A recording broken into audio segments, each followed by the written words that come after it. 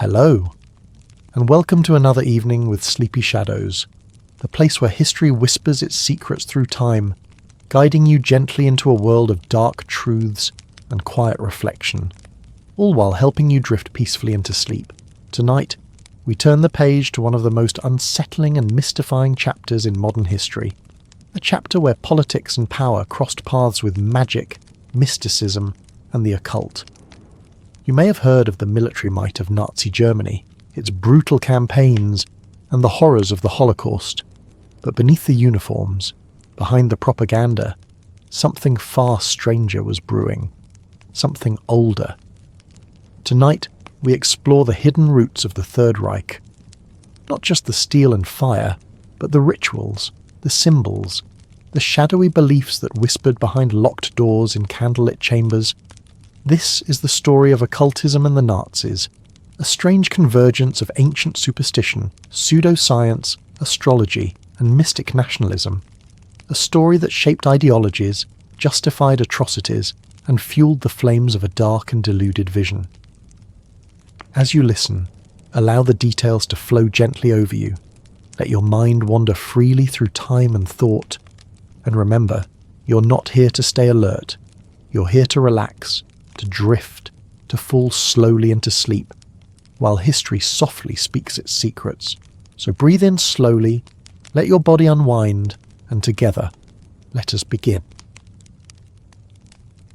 Before we step into the chilling corridors of Nazi Germany, we must go back, farther back, to a time when the Age of Enlightenment was slowly giving way to something more ethereal, more enigmatic. The 18th and 19th centuries in Europe were a time of contradiction. On one hand, the scientific revolution was flourishing. Telescopes pointed toward the stars, microscopes peered into the invisible, and rational thought was prized above all. But in the shadows, something else stirred: occultism. The word occult simply means hidden, and it is in these hidden corners of society that secret orders and spiritual movements began to blossom, attracting poets, scientists, aristocrats, and seekers of forgotten truths. Let us begin in England, with the formation of the Hermetic Order of the Golden Dawn, a society shrouded in secrecy, founded in the late 1800s. Its members wore ceremonial robes, invoked ancient Egyptian deities, and sought enlightenment through arcane rituals, alchemical symbols, and the deciphering of sacred texts. One of its most infamous initiates would become a symbol of 20th century occultism: Aleister Crowley. Crowley, a self-proclaimed prophet of the new aeon, was regarded by many as a brilliant mystic, and by others as a dangerous madman. He practiced ritual magic, claimed contact with spiritual entities, and blended Eastern mysticism with Western esotericism. His ideas, though never embraced by the mainstream, had a ripple effect, touching artists, thinkers, and even, in a roundabout way, the political minds of early 20th century Germany. But England was not alone in its spiritual rebirth. In France, Eliphas Levi, a former priest-turned occultist, reimagined ceremonial magic and wrote influential works on the Kabbalah.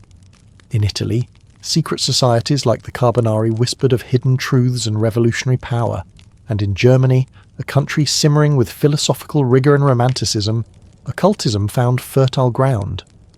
In the aftermath of the Napoleonic Wars and the Industrial Age, Germans yearned for identity, rooted in something deeper than mere borders.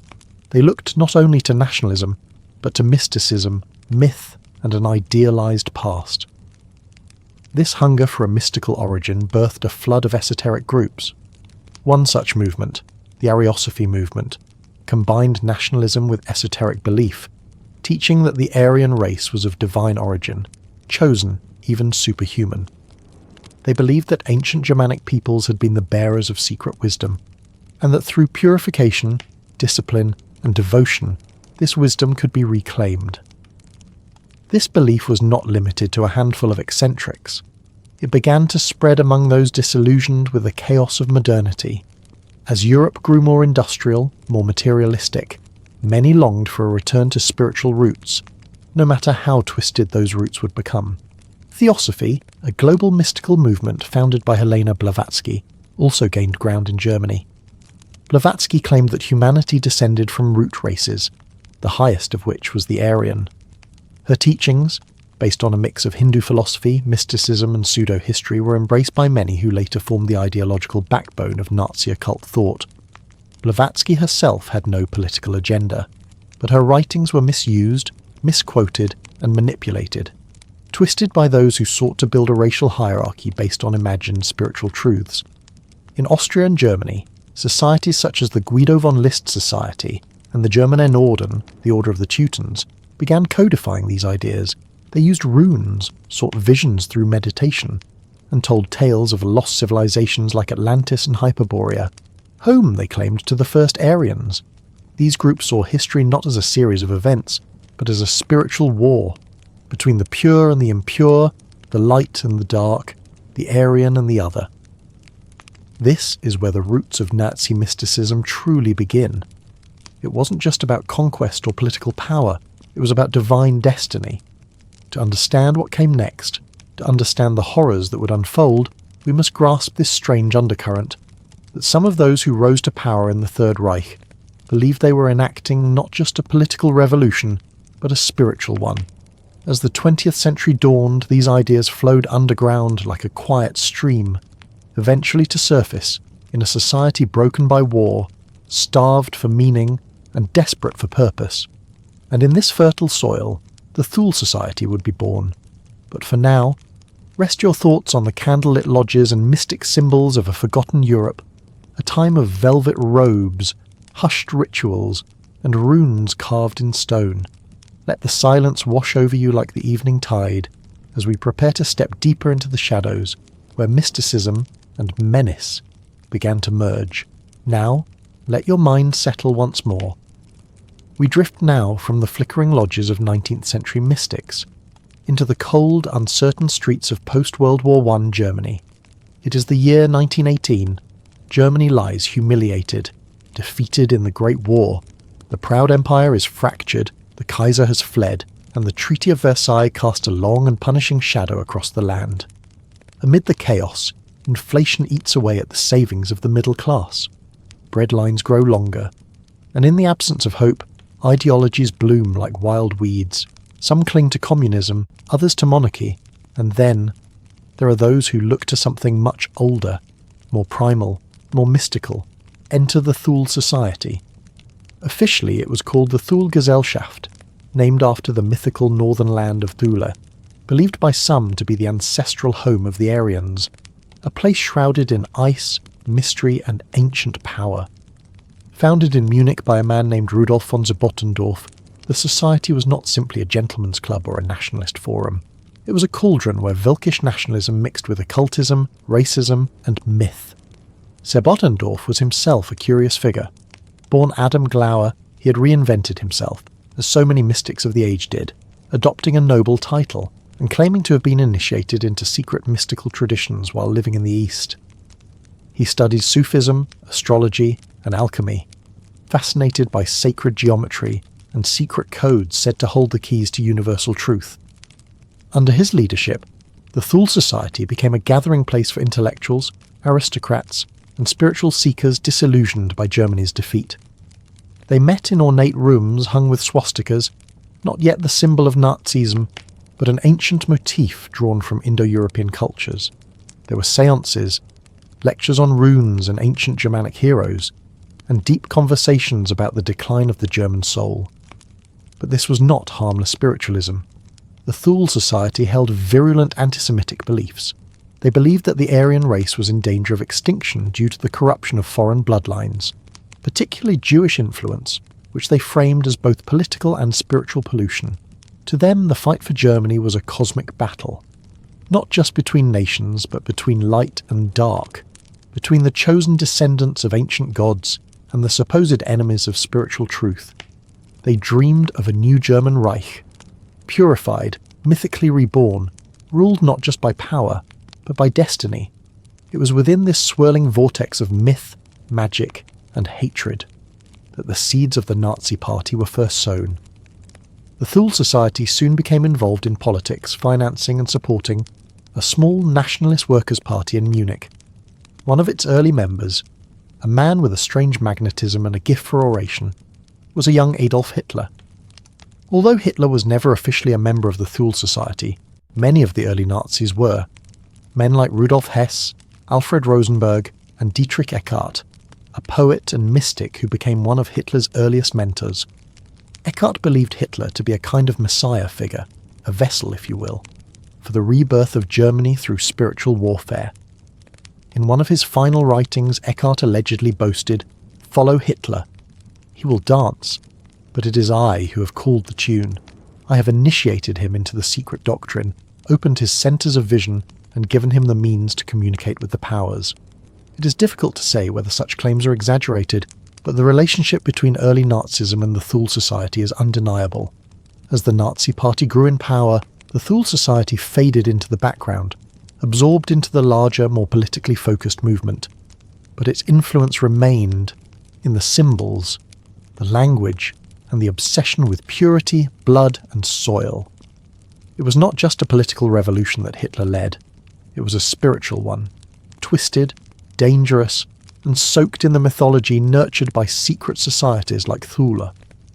And although the Thule Society officially disbanded in the early 1920s, its spectral presence would echo throughout the Third Reich, in its ceremonies, its architecture, and the very idea that history itself could be rewritten by the will of a chosen race. Let your mind wander now to those candlelit meetings in old Bavarian halls, to whispered invocations, and the strange certainty of men who believed the future could be summoned from the ancient past. Sleep may come easily here, but our journey continues onward. For next, we'll follow a man who believed himself chosen by fate, a man whose messianic delusions and fascination with the mystical would change the course of history forever. Adolf Hitler and his private world of occult belief awaits us in the shadows ahead. We now shift from the secret lodges and ceremonial halls of Munich to the grand, echoing silence of a troubled mind, the figure at the centre of it all, Adolf Hitler. He rose not merely through politics and propaganda, but through myth, a man cloaked in theatrical speeches, symbols and ceremony, who believed, or perhaps desperately needed to believe, that he was chosen by destiny. In the fading embers of World War I, Germany's streets were filled with despair, and in that silence Hitler found his voice. But what fueled him, what guided his mind in the darkness, was more than ideology. It was myth, mysticism, and messianic belief. Let us explore now the hidden layers of Hitler's relationship with the occult, layers not always visible, but undeniably present. From an early age, Hitler displayed an obsession with power, not just political power, but an almost spiritual dominance over others. He was drawn to the spectacle of ancient Rome, the power of symbols, the hypnotic beauty of order, discipline, and ritual. He immersed himself in Germanic mythology, tales of heroic warriors and noble bloodlines. The Nibelungenlied, the epic poem of Siegfried and the Dragon, stirred something deep within him.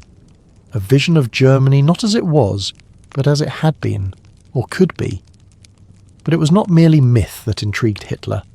It was the belief that these stories meant something, that they weren't just tales, but signs. Signs that pointed to a spiritual truth about Germany and the Aryan race. He became fascinated with astrology and numerology, relying on them in his personal life more than many realized. While publicly Hitler mocked superstition, in private he often consulted with astrologers, most notably Karl-Ernst Kraft, a Swiss mystic who gained Hitler's attention after allegedly predicting the 1939 assassination attempt on the Führer. Kraft became a valued tool in the Nazi machine, offering astrological advice not only to Hitler, but to Goebbels and Himmler as well. Dates for military operations were sometimes selected with Kraft's input, though historians still debate the extent of his actual influence. There are whispers, too, of Hitler's belief in destiny, not as a poetic ideal, but as a literal path laid out for him by forces beyond comprehension. In private conversations, Hitler sometimes spoke as if possessed by a guiding force, something external, a dark inspiration he could not always explain. The British diplomat Neville Henderson, after meeting Hitler, described his gaze as distant and unblinking, as if he were in a trance. Others reported similar sensations. The playwright Hans Jost said Hitler gave the impression not of a man delivering ideas, but of one receiving them. This perception, that Hitler was not merely leading, but channeling, was shared even by those closest to him. Heinrich Himmler in particular believed Hitler was chosen by higher powers. Perhaps not divine, but ancient and unknowable. It was this belief that helped solidify Hitler's place in Nazi mysticism, not merely as a statesman, but as a messianic figure, the culmination of a long spiritual struggle. Hitler's speeches were constructed like rituals. They began in silence, built slowly with incantatory rhythms, and crescendoed into frenzied devotion. He wore no crown, bore no holy relic, but to many Germans he radiated the aura of a prophet, a redeemer for a wounded nation. In his private library, Hitler collected hundreds of books on mysticism, mythology, the occult, and Eastern philosophy. He devoured writings on Atlantis, Lemuria, and lost civilizations. He believed in a prehistoric golden age where Aryans reigned supreme, their wisdom now buried beneath the rubble of history. Some accounts suggest that Hitler believed in the Hollow Earth theory, the idea that ancient beings lived beneath the surface of the planet, keepers of knowledge and power. Others say he believed in telepathy, or in psychic warfare. These ideas may sound fantastical today, but within the echo chambers of Nazi ideology, they were entertained with eerie seriousness. More than anything, Hitler understood the power of myth, the ability of ancient symbols to move modern minds, the swastika, the Roman salute, the use of runes. All were drawn not from the present, but from the distant past, to craft a sense of timeless authority. And in this fog of ritual and symbol, Hitler became more than a man. He became a myth, a dangerous one. He believed he was chosen, perhaps not by God, but by something else. Fate, perhaps. A mystical force with a vision for the world, one where only the pure survived. The terrifying part, so did those who followed him. As sleep tugs gently at your thoughts, imagine the eerie quiet of Berghof, Hitler's mountain retreat, where he would sit for hours in silence, staring at the mountains, lost in dreams of destiny, while the world below moved ever closer to war. And now we move deeper still, to a man even more openly devoted to the occult than Hitler himself, Heinrich Himmler, the architect of the SS, and the man who sought to forge a new priesthood from the ashes of ancient gods. Let us follow the black-clad footsteps into a shadowed order where the line between ritual and reality had long since vanished. Let your thoughts settle once more. The flickering torches of past centuries have led us here, to one of the most secretive and chilling figures of the Third Reich, his name, Heinrich Himmler. To the outside world he appeared meticulous, mild-mannered and bureaucratic, a man with a pale complexion, wire-rimmed glasses and a soft nasal voice, hardly the image of a dark sorcerer, and yet Himmler was the high priest of Nazi occultism, the spiritual architect of the SS, and the keeper of some of the darkest dreams ever conjured in the corridors of political power. It is here, within the black-clad walls of the Schutzstaffel, that we find the deepest entanglement between mysticism and murder, between ritual and genocide, between the ancient and the horrifyingly modern. Heinrich Himmler was obsessed with heritage, not just family lineage, but spiritual ancestry. He believed that the Germans were the descendants of an ancient Aryan elite, noble warriors whose blood carried not only strength, but sacred knowledge. To Himmler, the SS was more than a paramilitary force. It was a modern-day knightly order, forged to protect and purify this sacred bloodline. And so, the SS was shaped not merely by military discipline, but by ritual, mysticism, and myth. Let us enter now the heart of Himmler's occult kingdom, a place called Wewelsburg Castle. Nestled in the Westphalian countryside, Wewelsburg was purchased by Himmler in 1934 and transformed into the ideological temple of the SS. It was to be a centre of initiation, ritual, and reflection. An occult Vatican of sorts, where the spiritual elite of Nazi Germany would gather to commune with the past, and perhaps shape the future. The castle was redesigned in accordance with sacred geometry and astrological alignments. Its northern tower, known as the Obergruppenführersaal, was the centrepiece of Himmler's vision. Inlaid in its stone floor was a dark symbol known as the Black Sun, a circular mosaic of 12 radial sig runes, representing power, cycles, and possibly hidden energy. Its origins are obscure, part myth, part invention, but in Himmler's mind it became a sacred emblem, a talisman of Aryan resurrection. Above this chamber was a room Himmler called the Valhalla. Here, he envisioned a crypt for the highest-ranking SS officers. Each of the 12 stone pillars surrounding the chamber was said to represent a knight of the new Germanic order. This was not politics, this was religion. A dark faith, built on conquest and purification. The SS underwent ritual initiations inspired by ancient Germanic rites. New recruits swore oaths not to Germany, but to Adolf Hitler personally. They received ceremonial daggers engraved with runes, participated in candlelit ceremonies, and celebrated occult holidays rooted in the pagan calendar. Himmler even reimagined Christmas, stripping it of Christian significance and replacing it with solstice celebrations that honoured the old gods, and the so-called eternal flame of Aryan spirit.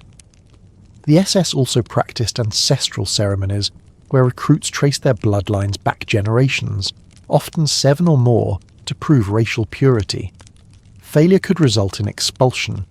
This obsession with purity, however, was not merely cultural or spiritual. It became the foundation of Nazi eugenics. The belief that through selective breeding, the Aryan race could be elevated to a higher spiritual form, free from what they saw as degeneracy or weakness. Himmler established breeding programs such as Lebensborn, intended to cultivate this ideal Aryan stock. Unwed mothers carrying racially valuable children were given support, and SS officers were encouraged to father multiple children with racially approved women.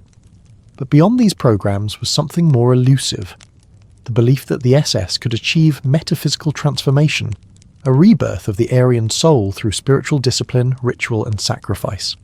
Himmler commissioned countless studies on runes, astrology, numerology and pagan rituals, seeking forgotten truths hidden in ancient stones and manuscripts.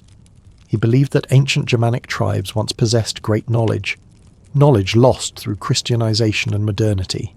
To Himmler, the Third Reich was not only a political restoration, it was a spiritual reclamation. Yet for all his scholarly airs, the rituals he fostered were laced with cruelty. The SS became executioners of unthinkable horrors, carrying out mass deportations, executions and systematic extermination. It is a chilling contradiction that the same man who lit candles in cryptic ceremonies and studied runes by lamplight also orchestrated the Holocaust. But perhaps it is not a contradiction at all, for in Himmler's mind these were not separate realities. He believed that genocide was a form of spiritual warfare, a necessary purge to cleanse the world of what he deemed corrupting influence. In this way, occultism did not simply accompany Nazi ideology, it helped justify it.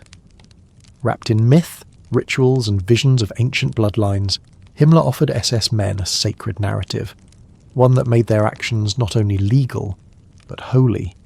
Let that thought settle gently. As disturbing as it may be, it is through understanding the roots of belief that we understand the roots of atrocity. Now, rest a moment. Imagine the corridors of Wewelsburg at night, the quiet shuffle of boots on stone, candles flickering beside black banners, men in long coats murmuring in strange tongues, convinced that they held the keys to the universe. And yet, beyond those walls, the world trembled. Next, we follow the scholarly wing of the SS, a group tasked with uncovering the truth of Aryan history through ancient artifacts, pseudoscience, and forbidden quests. The Ahnenerbe awaits us. Let us walk calmly into its archives. Now that we have wandered through the echoing halls of Wewelsburg, let us quietly enter another chamber of the occult within the Nazi machine, one with a scholarly face, but a soul steeped in fantasy and fanaticism. This was no secret society, no mystic order cloaked in shadows and candles. This was the Ahnenerbe.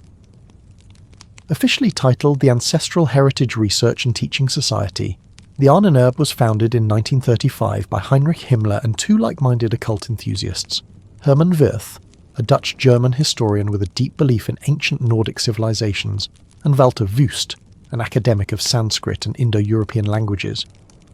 But this was no ordinary research institute.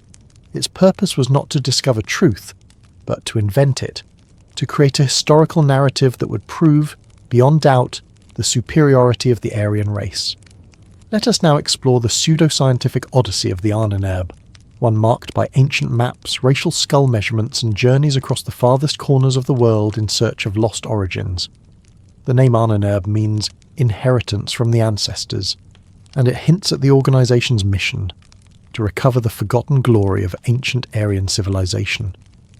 Himmler was convinced that true history had been distorted by centuries of Christianity, multiculturalism, and foreign contamination.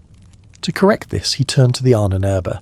He saw its researchers not as mere scientists, but as truth seekers, uncovering relics of a once great Aryan world. The organization grew rapidly.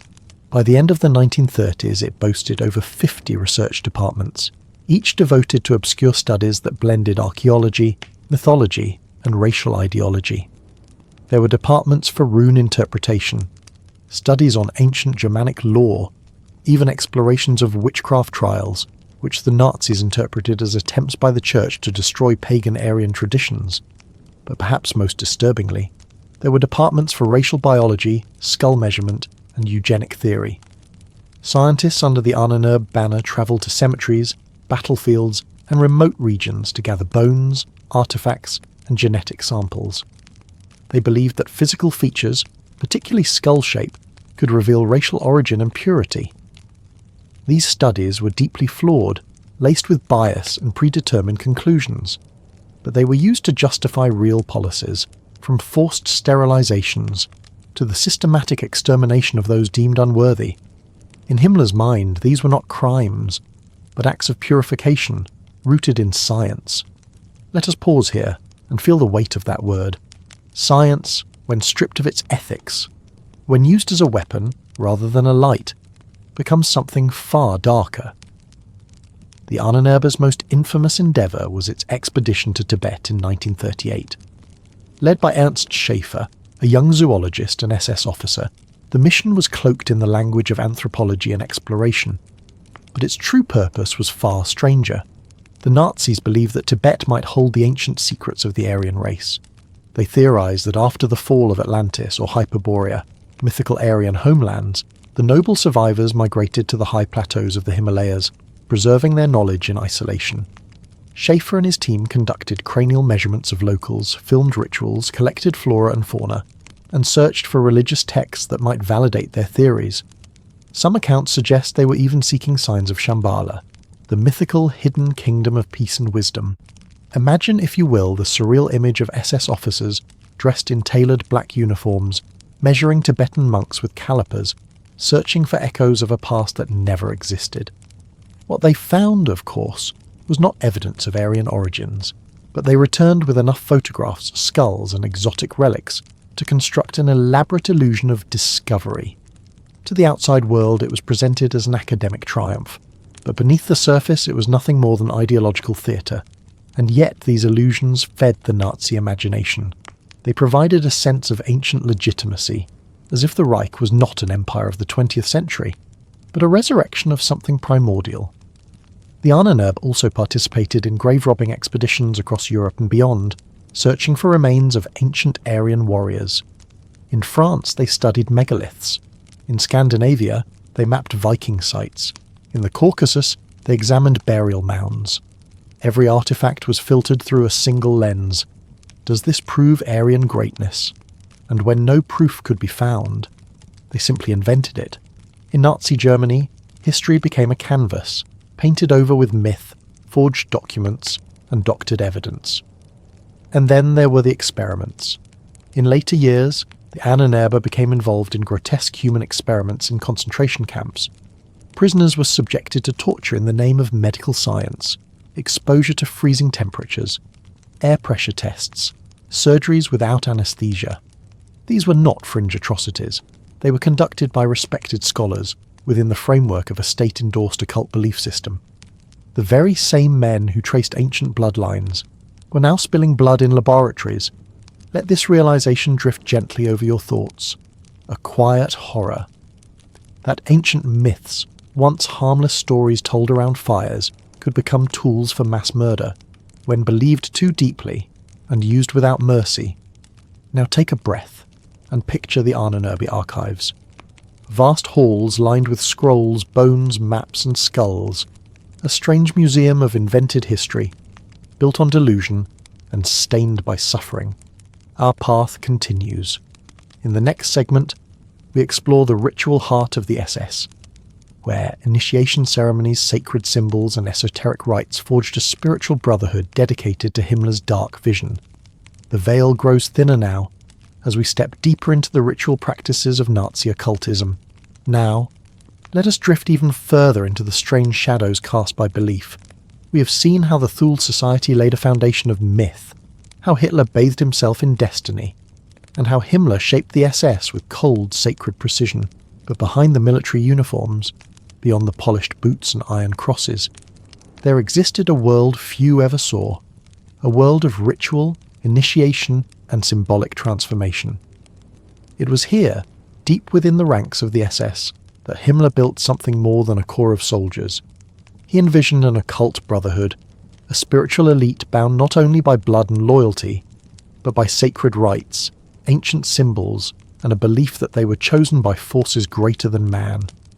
Let us now step carefully into that world and uncover the eerie ceremonies that shaped the inner circle of the Third Reich.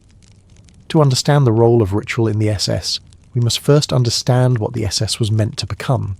To most, the Schutzstaffel, or protection squadron, was a fearsome arm of the Nazi regime. It managed the concentration camps, enforced Nazi racial policy, and carried out acts of unspeakable brutality. But to Himmler it was far more than a political tool. He imagined the SS as a modern-day order of Teutonic knights, protectors of Aryan blood and guardians of an ancient mystical truth. He designed the SS as a spiritual institution, with its own calendar of sacred days, its own religious texts, and its own ceremonies of passage. Let us begin with one of the most important rites, the SS initiation ceremony. These rituals took place in places like Wewelsburg Castle, where stone chambers echoed with the low murmur of vows, and torchlight danced across swastika-clad walls. A candidate who wished to be fully initiated into the SS was not simply promoted, he was reborn. The initiation began with solemn oaths, sworn not to the German state, but to Adolf Hitler personally, elevated by the SS into an almost divine figure. The initiate would receive a ceremonial dagger inscribed with the SS motto, Meine Ehre heißt Treue, my honour is loyalty. This dagger was no mere weapon, it was a sacred object to be protected above life itself. If an SS man lost it, he was dishonoured. If he betrayed his oath, the dagger was to be used to take his own life. Imagine, if you will, a midnight ritual lit by torchlight, 12 men standing in a circle, each with a dagger drawn, eyes fixed on a stone altar carved with runes, the wind howling outside the castle walls as vows are spoken in voices heavy with belief. Himmler orchestrated these rites with the precision of a priest. He spoke of reincarnation, of spiritual cleansing, of the eternal bloodline of the Aryan people. The dates of these ceremonies were chosen according to pagan calendars, aligned with solstices, equinoxes, and ancient Germanic festivals, long buried beneath centuries of Christian ritual. One of the most sacred days in the SS calendar was July 2nd, the day Himmler honoured the anniversary of the Battle of the Teutoburg Forest, when Germanic tribes defeated Roman legions in 9 AD. To Himmler, this was not just a historical event, it was a spiritual prophecy, proof that Aryan warriors would always overcome foreign invaders. Other sacred dates included the winter solstice, reimagined as a celebration of a light conquering darkness, an allegory for the Nazi dream of rebirth. During these ceremonies, SS officers exchanged sunwheels, runic tokens and handcrafted artifacts, believed to carry the power of ancestral wisdom. Even marriages among SS officers were often conducted according to pagan rites, with ceremonies held in forests or sacred groves, invoking the gods of the old world. Children born to these unions were sometimes presented at naming rituals, where their racial worth was publicly affirmed, and they were blessed beneath the symbols of runes and sunwheels. Himmler's fascination with runes shaped much of SS symbolism. These ancient Germanic characters, once carved into stones and talismans, were believed to contain magical power. The Sig rune, resembling a lightning bolt, was chosen as the main emblem of the SS, symbolizing strength, victory, and the eternal sun. The Odol rune, shaped like a diamond with legs, represented inheritance and bloodline, a core principle of Nazi racial ideology. Every symbol, every chant, every gesture in SS ritual was designed to invoke the past, to make each man feel not like a cog in a political machine, but a vessel for the reawakening of ancient power.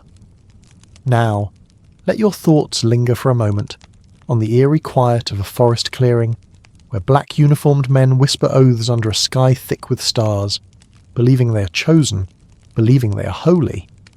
These rituals, however surreal they may seem, were not merely symbolic. They were used to bind men together in a sacred cause, to erase doubt, to sanctify violence, to create a brotherhood where loyalty trumped morality. And in the silence after each ritual, there was no room left for hesitation, only obedience. Let us drift now from the rituals of men to a symbol older than Nazism, older than Europe itself, a symbol twisted into a banner of hate, yet born from ancient hands. Next, we explore the swastika, its true origins, and how the Nazis transformed it into a sigil of terror. Symbols. They are the language of the soul. A single mark can convey centuries of meaning, a worldview, a dream, a nightmare. One symbol above all came to define the Nazi regime, the swastika. Its bold arms, bent at right angles, rotating like the spokes of a sunwheel, became an emblem of terror, hatred, and death. And yet, long before it fluttered on blood-red banners, before it adorned stormtrooper armbands and SS temples, the swastika had a very different life, a gentler one. Let us journey now, backward through centuries, across continents and civilizations, to uncover the true origins of this ancient symbol, and reflect on how it was stolen, warped, and weaponized. The swastika is one of humanity's oldest known symbols. Its name derives from the Sanskrit word svastika, meaning conducive to well-being, or simply good fortune. It has appeared in the sacred texts of Hinduism, Buddhism, and Jainism for over 3,000 years. In India, it is a holy symbol associated with Vishnu, the sun, and the cyclical nature of life. It was carved into temples, painted on thresholds, used to bless marriages and mark the turning of the seasons. Across Asia, it symbolized balance, luck, and cosmic harmony. But the swastika's reach extended even farther. In ancient Greece, it adorned pottery. Among the Celts, it appeared in stone carvings. The Navajo people wove it into blankets. It was found on coins from Troy and rooftops in Scandinavia. It was a universal symbol, passed down by hand and heart, a mark of continuity, a shared dream etched in stone and silk. In Europe, especially during the late 19th century, the swastika was adopted as a symbol of folk tradition and heritage. It appeared in Art Nouveau design, on architecture, and even in commercial logos. It was at the time devoid of the sinister weight it carries today. But this changed in the early 20th century. When Völkisch thinkers, racial theorists, and eventually Nazi ideologues saw in the swastika something far more potent, a way to symbolize the purity, antiquity, and strength of the so-called Aryan race. Enter Guido von List, an Austrian mystic and writer who claimed the swastika was an ancient Aryan symbol of racial power. He blended folklore, runes, and nationalist fantasy to reimagine Germanic history as one of racial superiority and divine destiny. List's ideas influenced later groups like the Thule Society, which we've explored before, and through them, filtered into the Nazi Party itself. In 1920, Hitler officially adopted the swastika as the emblem of the party. It was set against a white circle on a red field, colours chosen to echo the Imperial German flag and to symbolize racial purity, nationalist passion, and spiritual unity. In Mein Kampf, Hitler wrote, "The swastika signified the mission of the struggle for the victory of the Aryan man. He transformed the swastika from a symbol of peace into a banner of conquest. From this point forward, it became inescapable. It flew above every Nazi rally. It marked every uniform, every government building, every school and coin. It was stamped onto the identities of those both inside and outside the Nazi vision of the world. For many Germans, it became a symbol of unity. For their victims, a symbol of doom. And so, we must pause here to reflect on how even the most ancient and sacred symbol can be corrupted when belief turns to dogma and power turns to myth. The swastika did not create evil, but it was given a new meaning through fear, repetition, and ritual, a meaning that still echoes through history. Today, in many places, the swastika is banned. Its presence stirs fear, anger, and sorrow. Yet in other parts of the world, particularly in India, Nepal and Tibet, it remains a sacred sign, a reminder that symbols do not belong to tyrants, even if tyrants try to own them. They belong to memory, to culture, to truth. And so, as we leave behind the twisting arms of the swastika, we turn now to another symbol of superstition within the Third Reich, a belief not worn on the sleeve, but whispered in secret, written in the stars. We enter now the celestial realm, to explore the role of astrology in the Nazi worldview, and how the heavens were used to chart the course of human horror. Now let us look upward, to the stars, to the soft glimmer of constellations that, for millennia, have stirred the imagination of kings, philosophers, and tyrants. From Babylonian priest astronomers to Renaissance mystics, the heavens have long been read like scripture, a cosmic tapestry thought to guide the fates of men and empires. And in the dark corridors of the Third Reich, astrology played a role more significant than many might suspect. Behind the cold machinery of Nazi brutality, there pulsed a quiet current of superstition, a deep-rooted belief that destiny was written in the sky. This segment guides us into the secret world of Hitler's astrologers and the unsettling power of celestial prophecy in the highest echelons of the Nazi state. Adolf Hitler was known for his contradictions, a man who outwardly rejected religion, yet surrounded himself with mystics, a leader who demanded loyalty to science and reason, while frequently consulting prophets and seers. Though Hitler publicly distanced himself from astrology, calling it a distraction from pure Germanic thought, evidence reveals that he and many around him were deeply influenced by horoscopes, planetary alignments, and astrological timing. One of the most fascinating and mysterious figures in this realm was Karl Ernst Kraft. Born in Basel, Switzerland, Kraft was a mathematician, linguist, and devoted astrologer. His life took a sharp turn in the 1930s when he began publishing predictions based on the movements of the planets, predictions that caught the eye of Nazi officials. In 1939, Kraft reportedly sent a letter to Joseph Goebbels, the Nazi propaganda minister, warning of an impending attempt on Hitler's life. Days later, on November 8th, a bomb exploded at the Bürgerbräukeller in Munich, just after Hitler had left the building. The Nazis took notice. Was this coincidence, or cosmic foresight? Soon, Kraft was swept into the Nazi intelligence apparatus, working under Dr. Heinrich Fiesel, head of the Nazi propaganda ministry's Department of Occultism. His job? To prepare horoscopes for Nazi leaders, to advise on the most auspicious dates for military actions, and reportedly to interpret enemy weaknesses based on the stars. But Kraft was not alone. Within Hitler's circle, belief in astrology, divination, and esoteric timing was widespread. Joseph Goebbels, master of manipulation, believed in the influence of planetary cycles. Rudolf Hess, the deputy Führer and longtime member of the Thule Society, was an open believer in astrology and homeopathy. He often made decisions based on cosmic alignments and personal charts. Even Heinrich Himmler, ever the mystic, employed astrologers and dabbled in horoscopes. He believed that the rise and fall of empires was tied to celestial cycles, and sought ways to harness this energy for the Reich. In private, it is said that Hitler himself consulted astrological reports during key points of the war. While no official records confirm this definitively, many surviving documents and testimonies suggest that astrology was used in determining timing for invasions, propaganda campaigns, and even bombing raids. One of the most intriguing examples lies in the timing of Operation Barbarossa, the 1941 invasion of the Soviet Union. Some historians argue that the initial delay of the campaign, which would later prove disastrous as winter took its toll, was influenced in part by astrological caution. The stars, it seems, were not in alignment. Later, in 1942, as Hitler's fortunes began to wane, Kraft fell from favour. The Nazi regime, which once embraced his predictions, now viewed him with suspicion. In a tragic turn, Kraft was arrested by the Gestapo for allegedly belonging to a secret occult society. He was imprisoned and eventually died of typhus in a concentration camp in 1945. The man who once read the stars for the Führer perished in the darkness he had helped illuminate.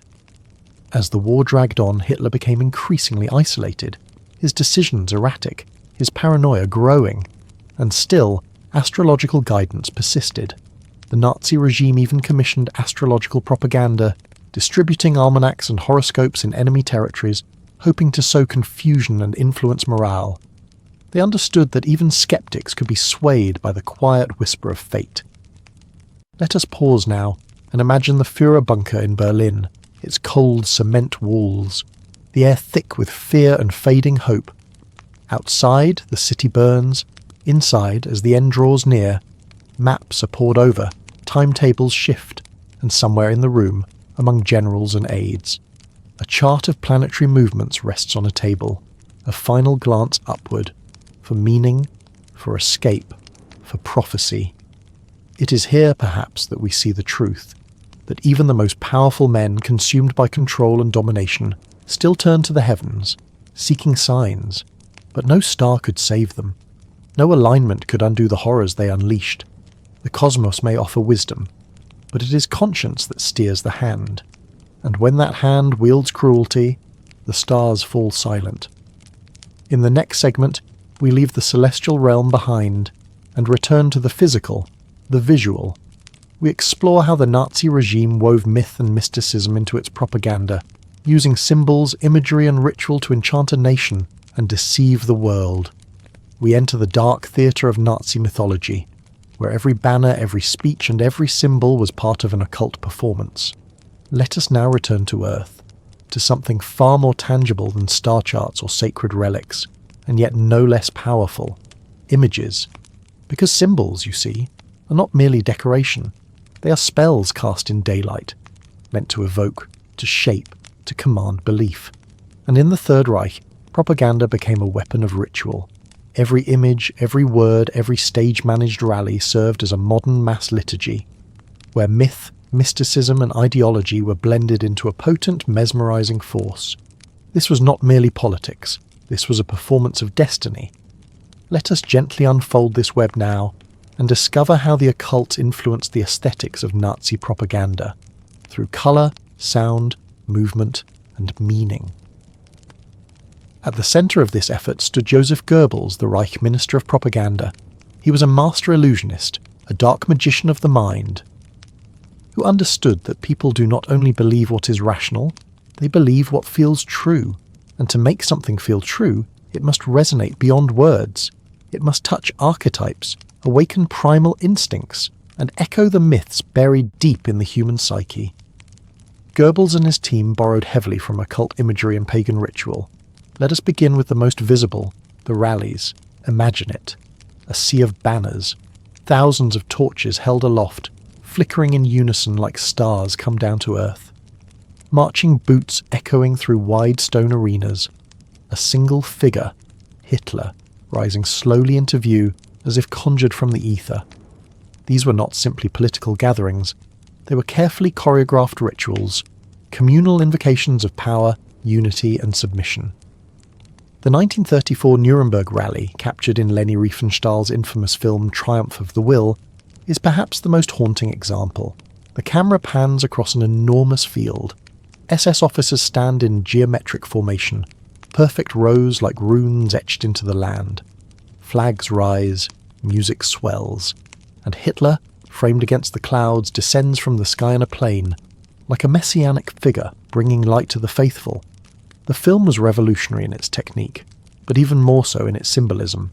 Riefenstahl, under Goebbels' direction, transformed reality into myth, presenting Hitler not as a man, but as an avatar of ancient Germanic destiny. The colours of Nazi symbolism were also deeply calculated. Red, white and black, the colours of the Nazi flag, weren't chosen at random. Red, the colour of blood, passion and sacrifice. White, for purity, racial idealism and the so-called cleansing of the Volk.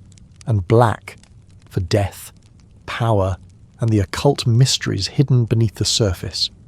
These were the same colours used in alchemical texts, pagan rituals and esoteric teachings for centuries. The swastika, placed boldly in the centre of this palette, did not sit still. It seemed to rotate, to draw the eye inward. A hypnotic mark of dominance and destiny. Then there were the runes. As we explored in earlier segments, runes were ancient symbols once carved into stones and weapons by Germanic tribes. The SS symbol itself, those two lightning bolt sig runes, were chosen for their occult meaning, not simply their aesthetic. The SS adopted additional runes throughout its culture. The Hagal rune, symbolising destruction and rebirth, the Odal rune, signifying blood and soil, inheritance and ancestral land, the Tiwaz rune, for warrior spirit and divine order. These runes were emblazoned on documents, insignia, rings, and even grave markers for fallen SS men. Each symbol was a quiet whisper of an imagined sacred order. And then, there were the speeches. Hitler's oratory style was in itself a ritual. He often began with a soft, measured tone, building slowly, deliberately, until his voice rose like thunder, his gestures sharp and commanding. Crowds swelled with emotion, cheering, chanting, saluting. These speeches were not meant to inform, they were meant to transform, to erase the boundary between self and state, to make each listener feel part of a sacred collective. It was emotional enchantment, and the rhythm of it, the timing, the repetition, the call and response, all mirrored ceremonial practice. Even Nazi architecture bore the fingerprints of esoteric belief. Albert Speer, Hitler's architect, designed buildings to inspire awe through scale and geometry. Massive columns, stark symmetry, towering facades meant to dwarf the individual, spaces that felt eternal, cold, sacred. He dreamed of structures that would become ruins of the future, monuments to a 1,000-year empire that would echo long after its fall. Let us take a moment now to imagine standing alone in one of these vast spaces, stone walls looming above you, the cold wind brushing against your skin, no sound, but the whisper of something old, something watching. This was the atmosphere the Nazis carefully cultivated, a sense that they were part of something eternal, not merely political, but cosmic. They were building not just a nation, but a myth, and that perhaps is the heart of it all. The true power of Nazi propaganda was not in its lies, but in its ability to make people feel that the lies were sacred truth, to use ritual, image, sound, and story to weave a collective spell, a spell that convinced millions to believe, to obey, and to destroy. As we step out of this hall of illusions, we return now to the realm of relics. In the next segment, we follow the Nazis on their quest to seize sacred objects of power, artifacts they believed could change the fate of the war.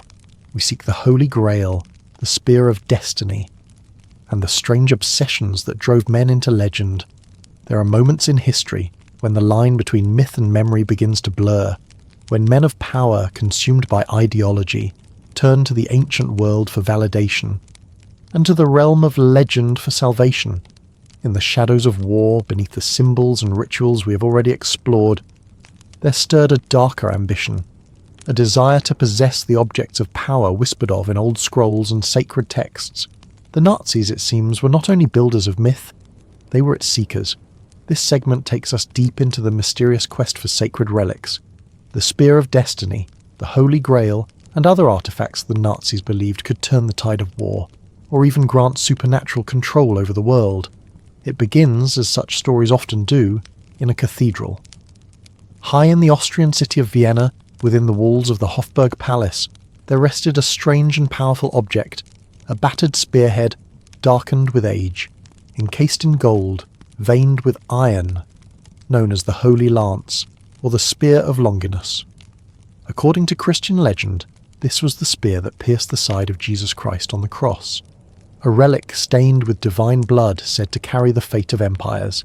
Charlemagne was believed to have possessed it, as did Frederick Barbarossa. It was said that whoever held the Spear of Destiny would be invincible in battle, but that losing it would mean death. In 1912, a young and destitute Adolf Hitler visited the Hofburg. Standing before the spear, it is said, he fell into a trance. Years later he would claim that he felt its power, that it spoke to him of a destiny greater than himself. This encounter became part of Hitler's private mythology, and in 1938, after annexing Austria in the Anschluss, he had the spear seized and transported to Nuremberg, the spiritual capital of the Nazi movement. The relic was stored in St. Catharina's Church and protected like a royal treasure. It became part of a larger occult obsession within the Nazi elite, an attempt to legitimize their power through ties to Christian relics and pagan mysteries. But the Spear of Destiny was not the only artifact sought by the Nazis. The Holy Grail, that most elusive of relics, also captured their imagination.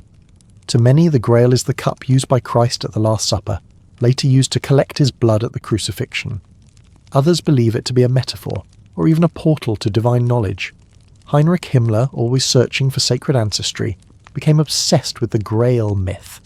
He believed that the Grail was not a Christian relic, but an ancient Aryan symbol tied to the Knights Templar, the Cathars, and earlier pagan traditions.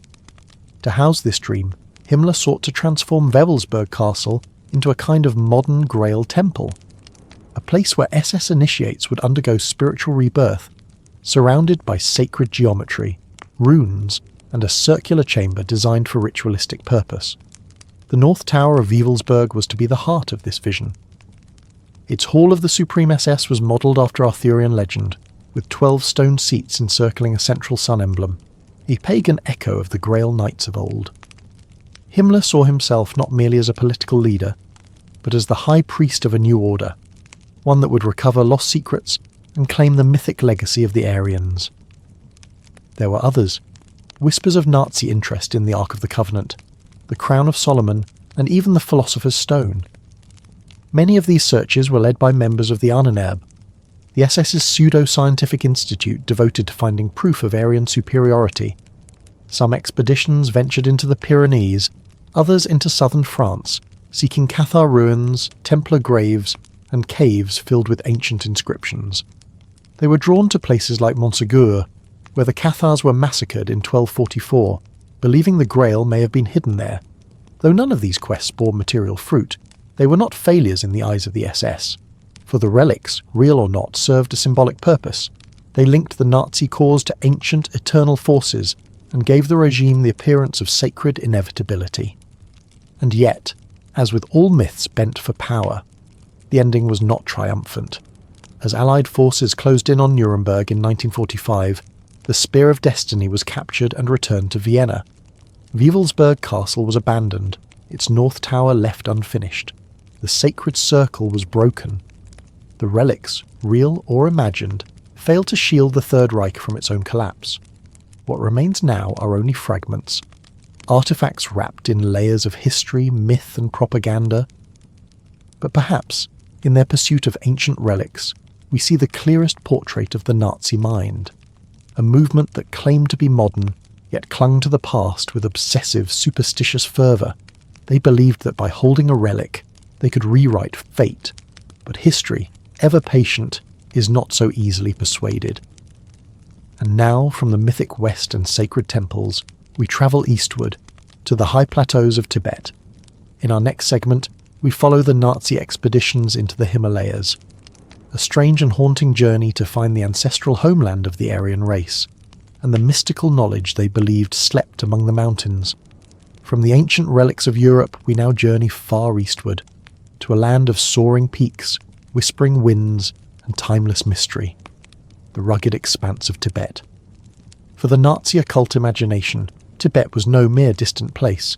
It was thought to be the cradle of Aryan civilization, a hidden sanctuary of ancient wisdom, lost knowledge, and supernatural power.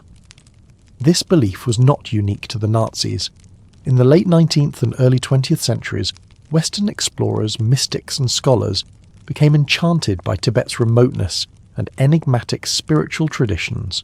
It was portrayed as a land of secret monks, mystical arts, and timeless truths. But for the Nazis, Tibet became a destination of destiny. In 1938, the Ahnenerbe, the SS research institute dedicated to Aryan heritage, organised an ambitious scientific expedition to Tibet.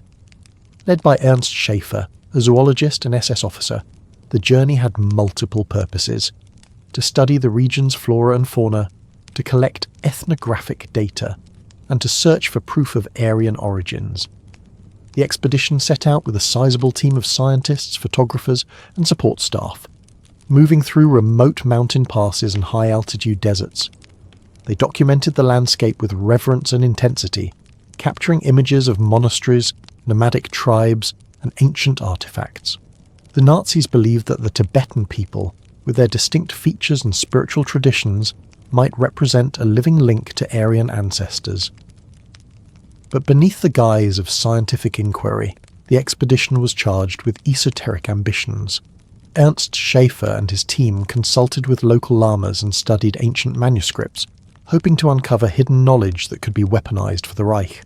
There were rumors that the Nazis sought to find the legendary Shambhala, a mystical kingdom in Tibetan Buddhism said to contain profound spiritual power and enlightenment. The hope was that by accessing this wisdom, they could strengthen the Aryan race, harness powers beyond science, and secure the Third Reich's domination. The journey was arduous. High-altitude sickness, freezing temperatures, and treacherous terrain tested the team. Yet the sense of mission propelled them forward, as if they were on a quest not only through geography, but through time and myth. The expedition returned with vast amounts of data, artifacts, and photographs. Many of these found their way into Nazi museums and propaganda, used to reinforce the narrative of Aryan supremacy and mystical destiny. Yet, for all their efforts, the Tibetan expedition yielded no conclusive evidence of Aryan origins. No secret weapons or ancient powers were uncovered, no mystical kingdoms revealed. But the impact was lasting. The expedition fueled the SS's continuing obsession with the occult. It deepened the belief in a racial mysticism that justified atrocities committed in the name of heritage and purity. And it left a shadow of mystery and fascination that still lingers in popular culture today. As we reflect on this journey across continents and myths, we see how deeply the Nazi regime intertwined occult belief with pseudoscience, how geography became mythology, how power was sought in relics and legends, and in their quest for ancient origins they lost themselves in delusion, building an empire on sand.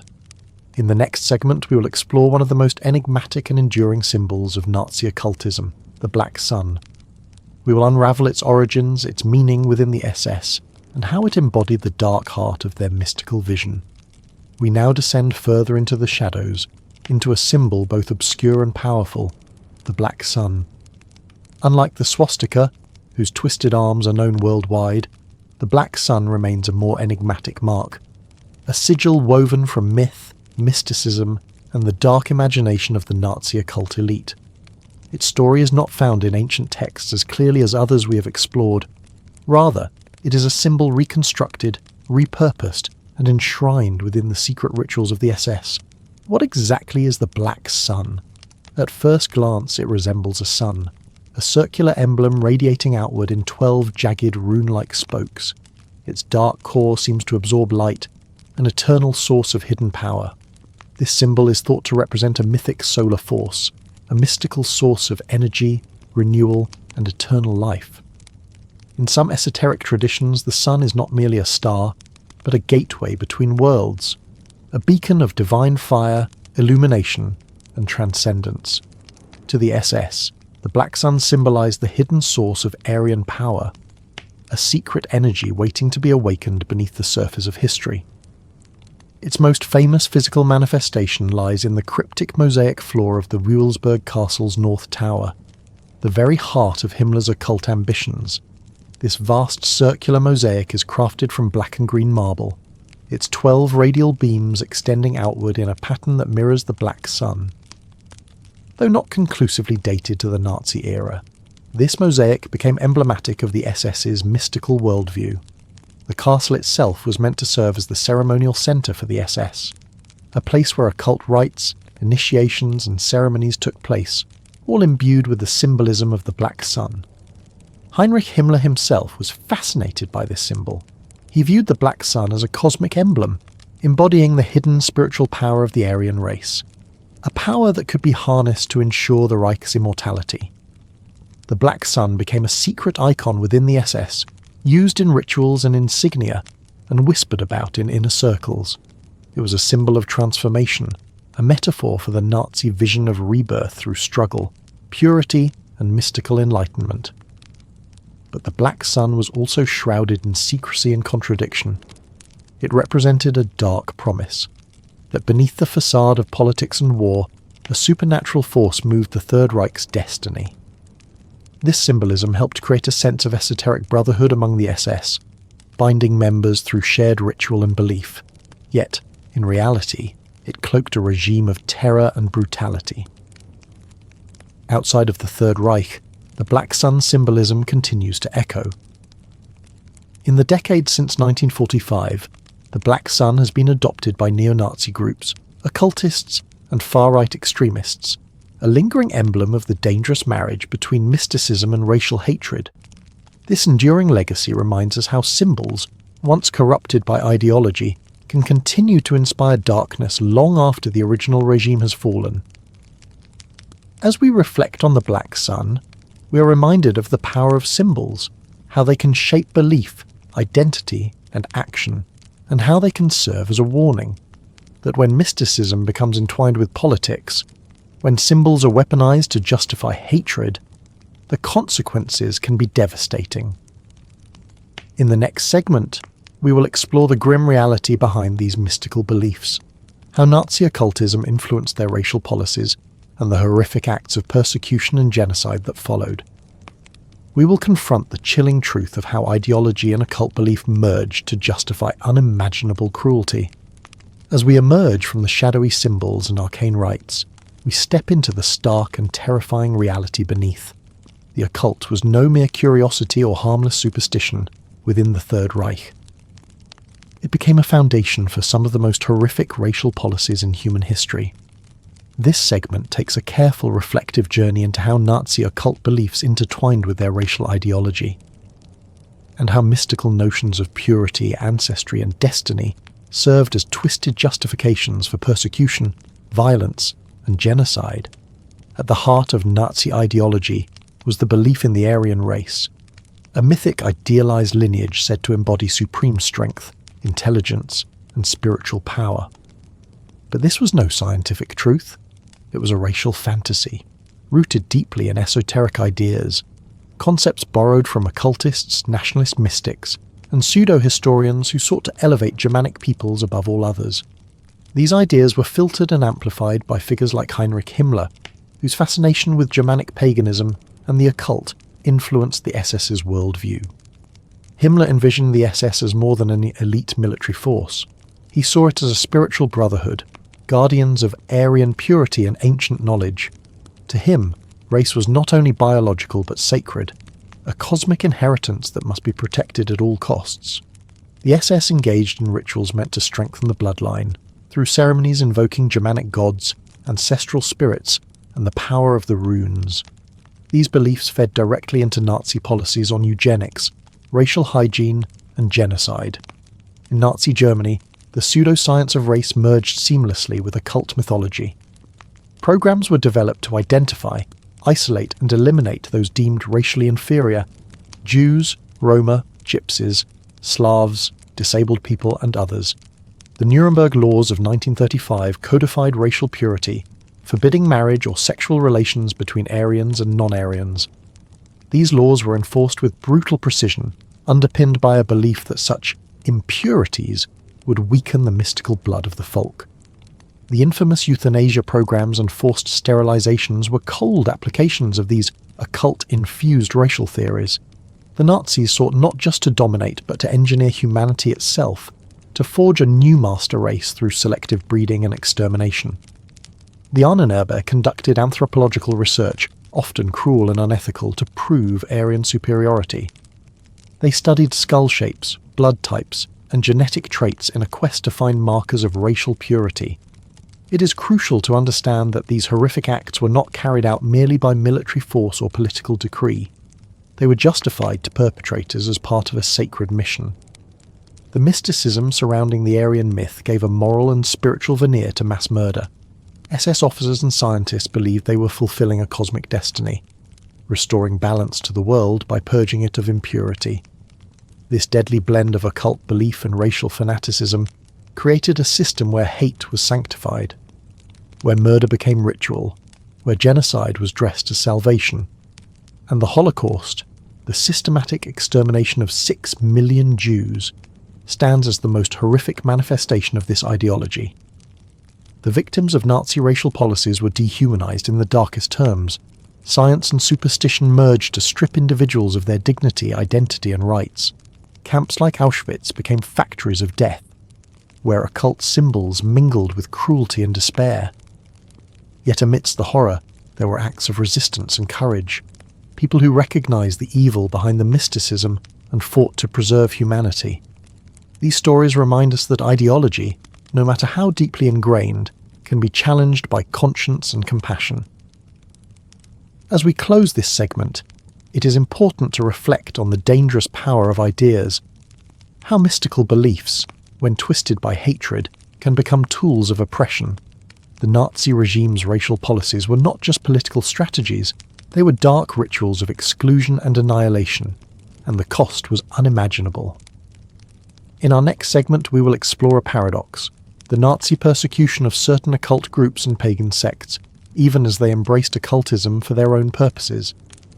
We will see how Hitler's regime cracked down on spiritual movements that did not conform to their ideology, revealing the contradictions within their occult engagement. As we have journeyed through the intricate tapestry of Nazi occultism, a paradox reveals itself. While the Third Reich embraced many elements of mysticism and ancient belief, it also sought to control, suppress, and destroy certain spiritual movements that did not align with its dogma.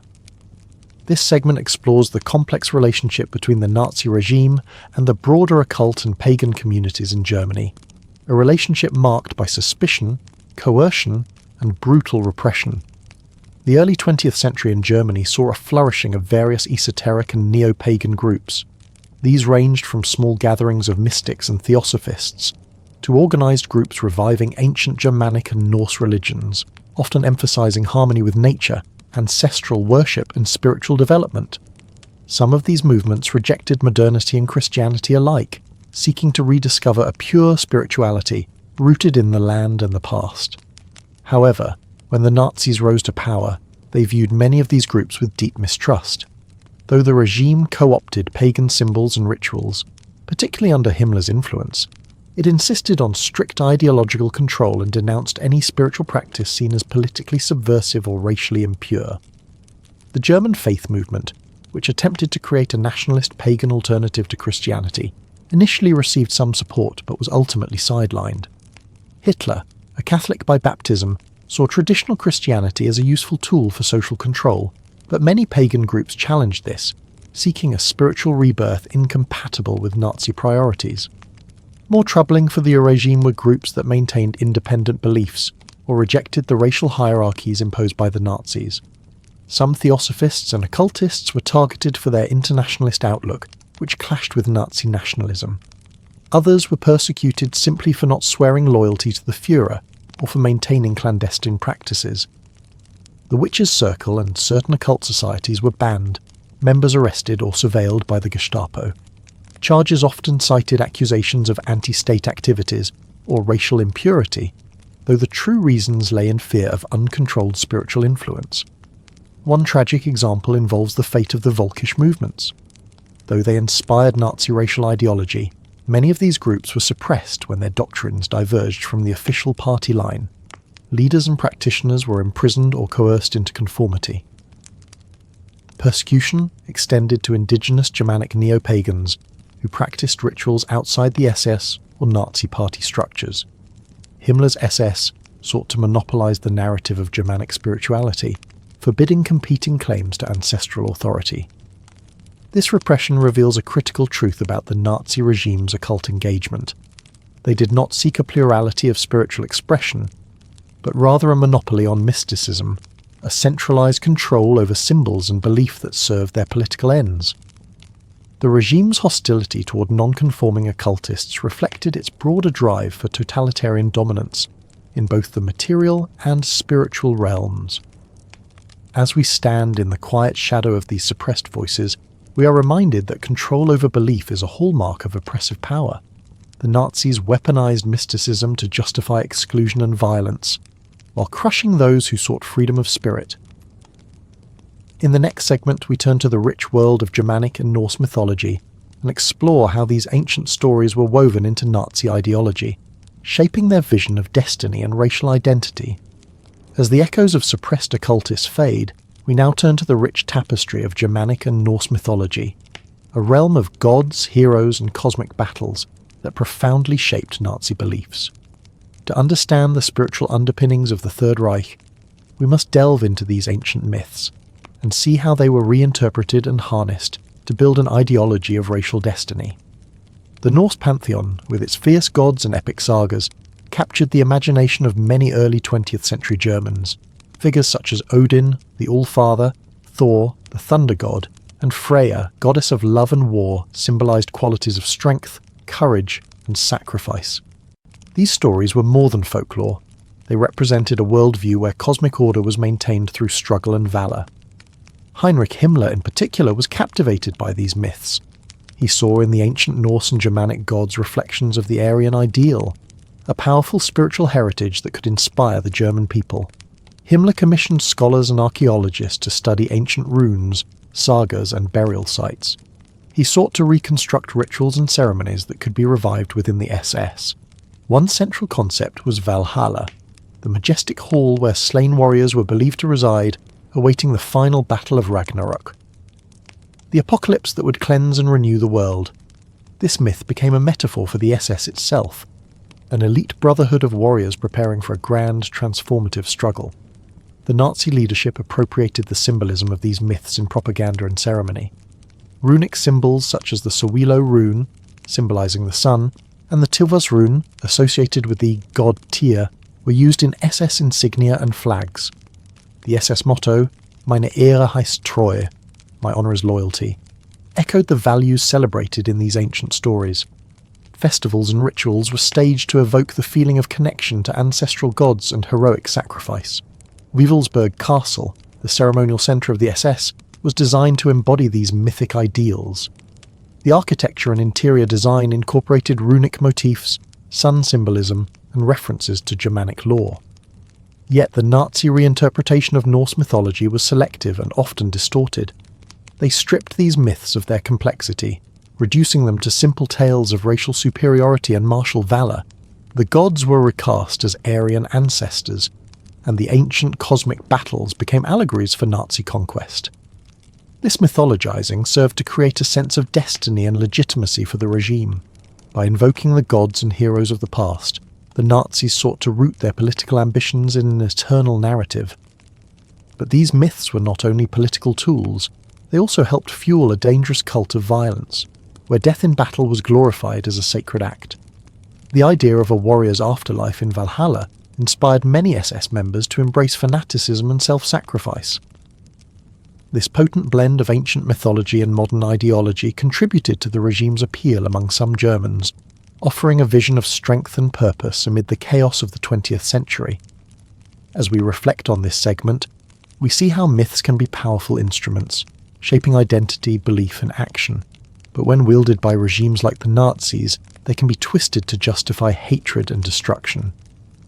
Next, we will explore how Nazi occultism entered popular culture, how it has been portrayed, mythologized, and sometimes sensationalized in films, books, and conspiracy theories, continuing to captivate the imagination long after the fall of the Third Reich.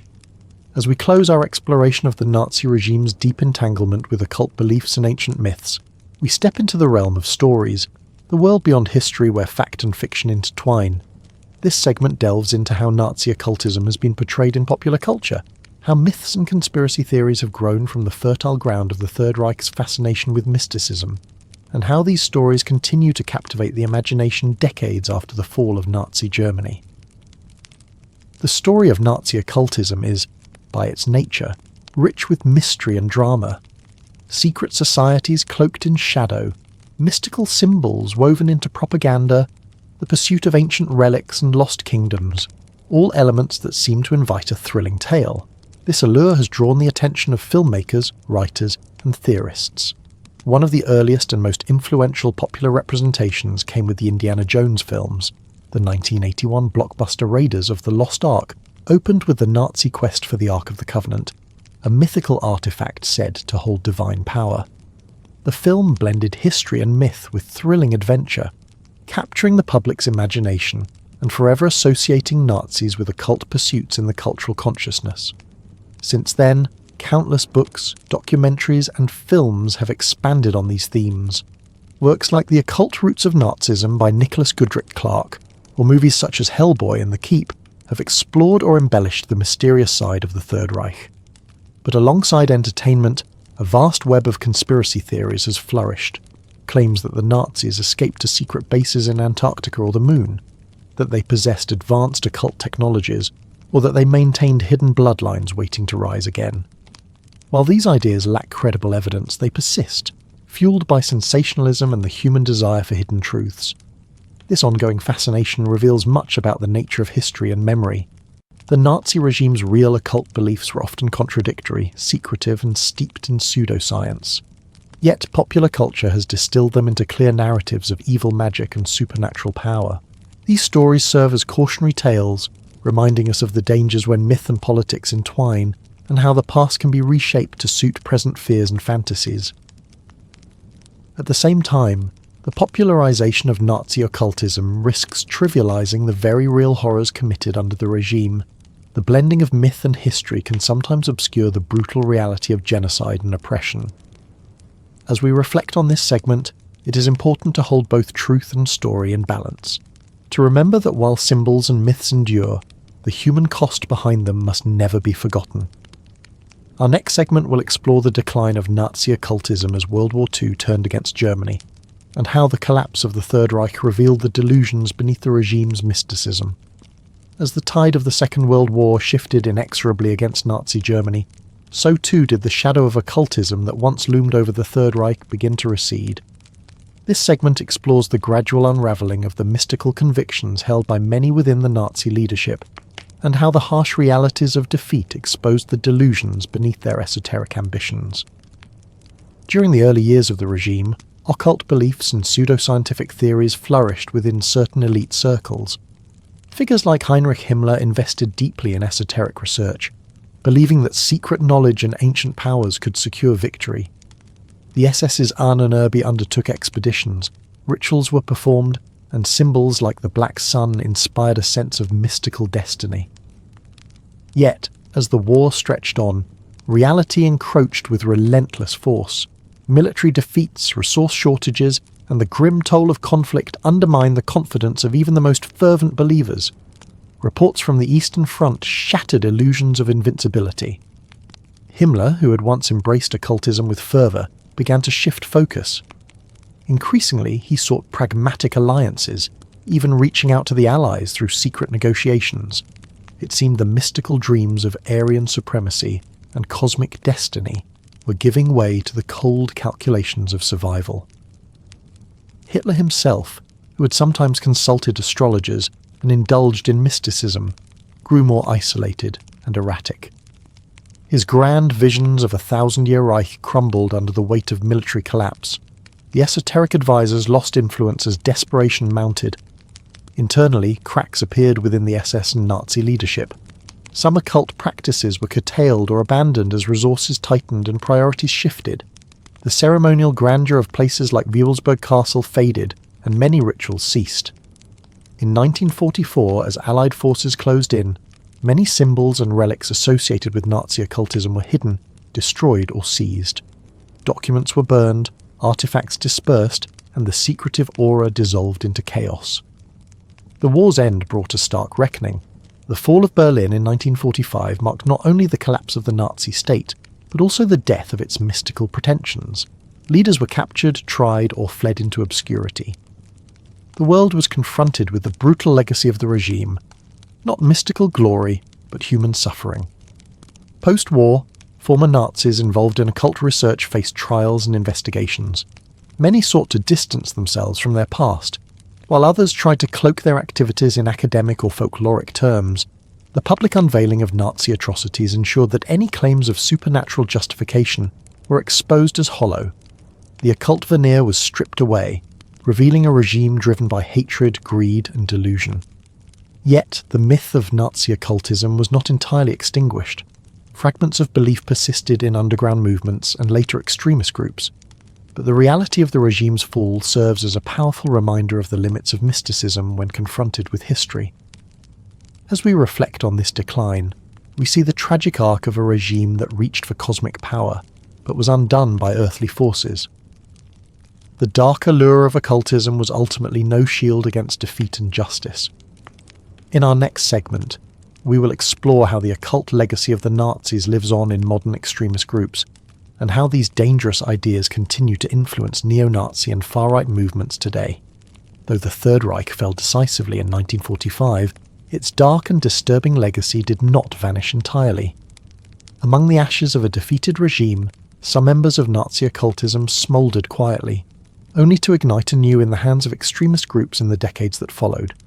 This segment explores how the occult beliefs, symbols and mythologies embraced by the Nazis have persisted, and continue to influence neo-Nazi, far-right and white supremacist movements in the modern world.